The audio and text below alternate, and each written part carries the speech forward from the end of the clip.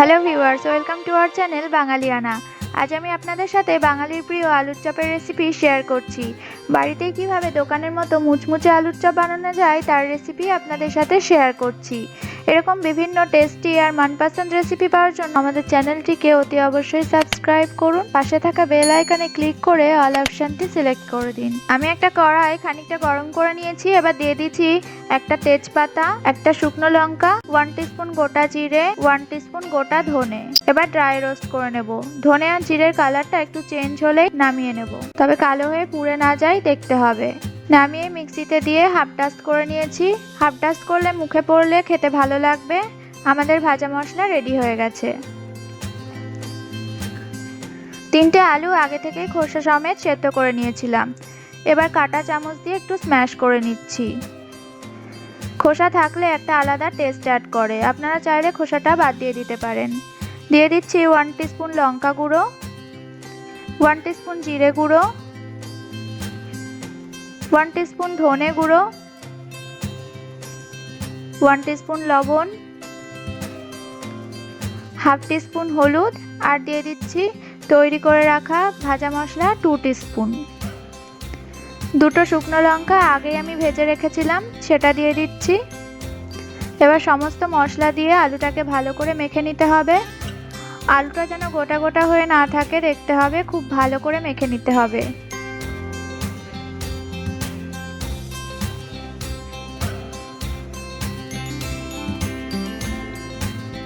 আলুটা মাখা হয়ে গেছে।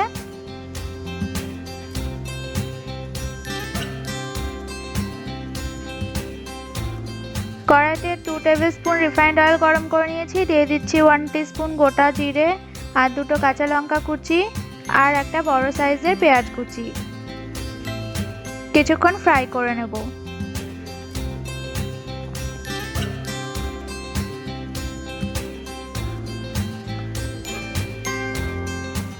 এবার দিয়ে দিচ্ছি 1 টিস্পুন আদা বাটা, 1 টিস্পুন রসুন বাটা। ভালো করে মিশিয়ে নেব।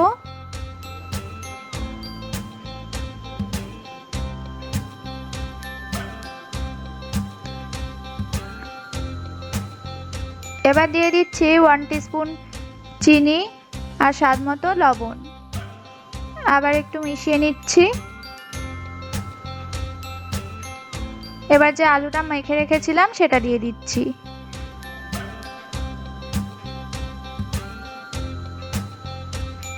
সমস্ত কিছুকে ভালো করে মিশিয়ে নিচ্ছি। আপনারা চাইলে কড়াই থেকে নামিয়েও ভালো করে হাত দিয়ে মিশিয়ে নিতে পারেন, তবে পুরটা ঠান্ডা করার পরই আমরা আলুর চপটা বানাবো। গরম পুর দিয়ে একদমই বানাবো না। ঠান্ডা করার জন্য এবার পুরটা রেখে দেব।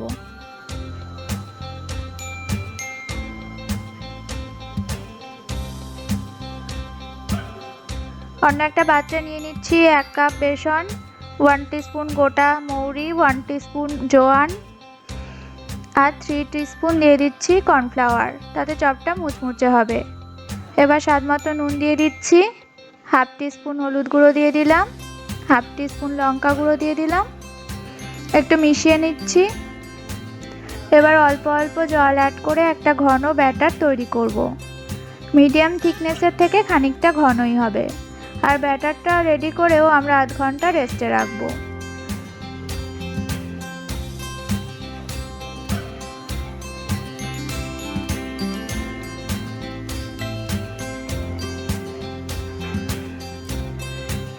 ঠিক এরকম থিকনেসই রাখতে হবে। দেখুন বেশ ঘনই হয়েছে আমাদের ব্যাটারটা, যাতে আলুর পুরের গায়ে লেগে থাকে ঠিক সেরকমই ব্যাটার তৈরি করে নিয়েছি।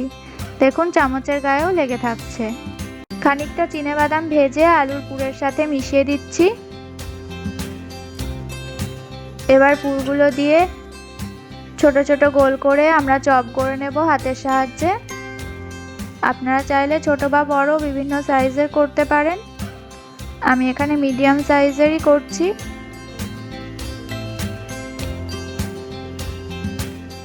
ঠিক এরকম ভাবে শেপ দিয়ে দেব দোকানের মতো।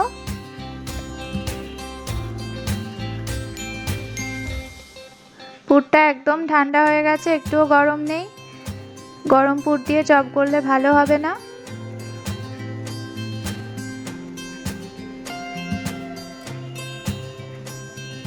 চপের আকারে আলুর পুরগুলো রেডি করা হয়ে গেছে। ব্যাটারটার মধ্যে দিয়ে দিলাম হাফ টিস্পুন বেকিং সোডা আর 2 চামচ রিফাইন্ড অয়েল দিয়ে দিচ্ছি, গরম অয়েল। কড়াইতে আমি তেল গরম করতে বসিয়েছি, চপ ভাজবো, সেই অয়েলই আমি 2 চামচ দিয়ে দিয়েছি। এবার পুরটা আমি ব্যাটারে ডুবিয়ে তেলে ছেড়ে দেব।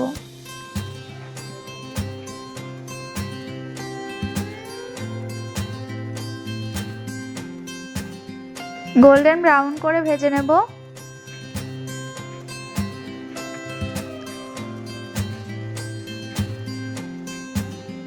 আপনারা চাইলে একসাথে 2 বা 3টে চপ ভাজতে পারেন। আমি যেহেতু অল্প চপ তৈরি করছি তাই একটা একটা করেই ভেজে নেব।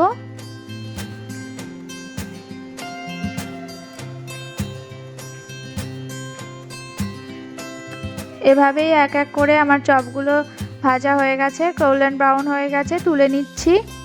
এভাবে বাড়িতে অবশ্যই একবার আলুর চপ বানিয়ে দেখুন, আর দোকান থেকে আলুর চপ কিনে আনার দরকার পড়বে না। রেসিপিটি ভালো লাগলে আমাদের চ্যানেলটিকে অতি অবশ্যই সাবস্ক্রাইব করবেন। এছাড়াও ভালো থাকবেন, সুস্থ থাকবেন। Thank you.